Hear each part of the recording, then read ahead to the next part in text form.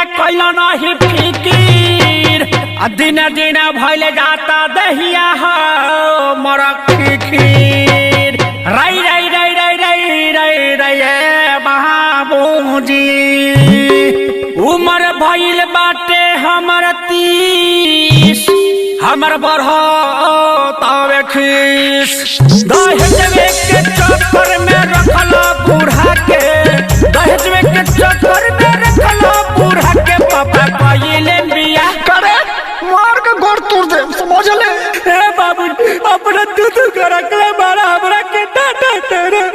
पापा कइले बिया सुनो लड़की भागा के पापा कइले बिया सुनो लड़की भागा के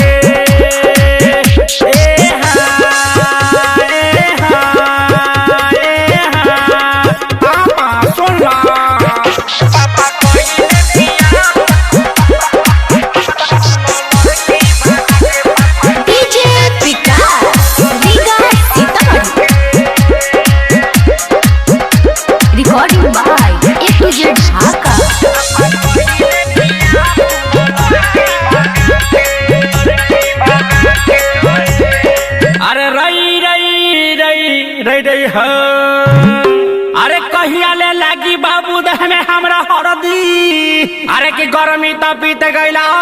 गइल सरदी कबले सुती हम तकिया पजिया के कबले सुती हम तकिया पजिया के पापा कइले बिया भाग जो तो कहे हमरा पीछे पड़न मारे रे अब बुझाता कि जाके मौसा से शिकायत करे कोई मौसी पर लाइन मारला तो हम कोनो के कहे जाइला बोला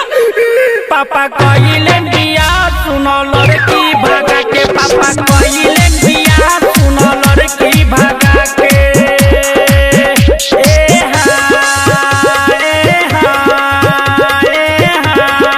पापा सुनो डीजे विकास रीगा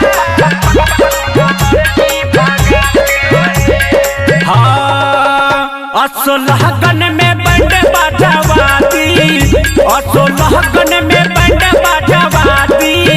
पापा माथे पर मोर चढ़ावादी पापा माथे पर मोर चढ़ावादी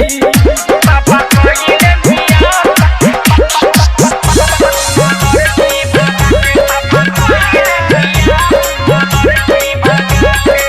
अरे रई रई रई रे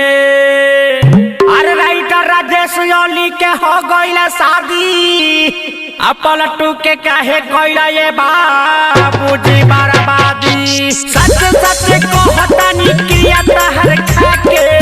सच सच कहतानी क्रिया तहर खाके पापा कइले बिया बाबू रे हमार बियाह कर देबे नु तो तोरा के धोती कुर्ता पैजामा नया नया सिवा के दे करा देना हई तोरी के तू हमरा ला कुर्ता पजामा सिवा देबे चल चल चल चल तोहर बियाह करा दी चल चल चल पापा कइले बिया सुनो लड़की भागा के पापा कइले बिया सुनो लड़की भागा के